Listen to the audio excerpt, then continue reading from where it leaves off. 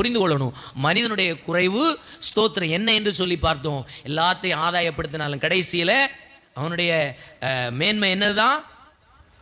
பாவத்திலிருந்து வெளியே வர முடியல, வியாதியிலிருந்து வெளியே வர முடியல, பிசாசிலிருந்து வெளியே வர முடியல. இந்த மூணும் அவனுடைய வாழ்க்கையில் கொடுக்கிற ஒரே விஷயம் என்ன? மரணம்.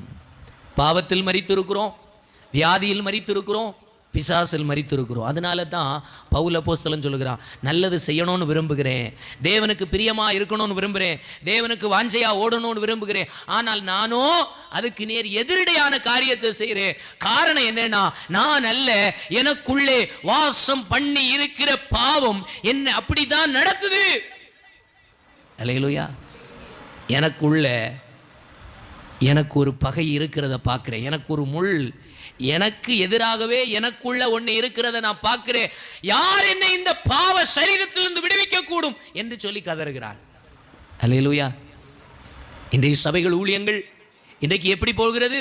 நான் ஜெபம் பண்ணே, ஆண்டவர் எனக்கு நல்லதை செய்தாரு, சுகத்தை தந்தார், விடுதலை தந்தார், அற்புதத்தை தந்தார். இதெல்லாம் மனுஷன் என்ன பண்றான்? பிடிச்சுக்கிட்டு தொங்குகிறோம். இதை பார்த்து ஏமாந்து விடாதீர்கள். இன்று இயேசுவினிடத்தில் வந்ததினால் கிடைத்த சுகமோ பலனோ நன்மையோ ஆசீர்வாதமோ அல்ல, உங்களுக்கும் எனக்கும் ஆண்டவர் தந்த வாக்குத்தத்தம். அல்லேலூயா, ஸ்தோத்திரம். அதை குறித்து தான் பார்க்க போறோம்.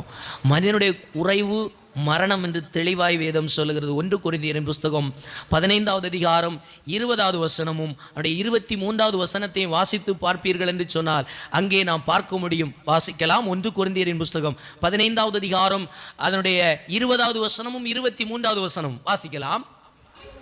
கிறிஸ்துவோ இந்த மரண சரீரத்தை உடையவராக பிறப்பிக்கப்பட்டு கடைசியிலே அந்த மரணத்தின் ஊடாக கடந்து சென்று அவர் அதை எப்படி மாற்றினார் என்று சொல்லுகிறது இந்த வசனம் சொல்லுகிற. வாசிக்கல. கிறிஸ்துவோ மரித்தோரில் இருந்து எழுந்து நித்திரை அடைந்தவர்கள் மரணத்திருந்தவர்களில் முதற் பலனாக இன்றைக்கும் அவர் இருக்கின்றார். அல்லேலூயா.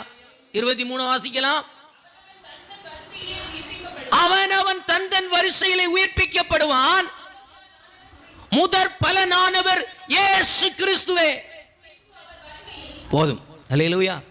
அப்போ இந்த உலகத்தின் மனிதர்கள் அத்தனை பேருக்கும் கொடுக்கப்பட்டிருக்கிற முடிவு எதுதான்? மரணம்தான். நித்திரை அடைந்தவர்கள் பலரும் இந்த உலகத்தை விட்டு மாற்றப்பட்டு பல லட்சம் கோடி மக்கள் மரணத்தில் தான் இன்றும் இருந்து கொண்டிருக்கிறார்கள்.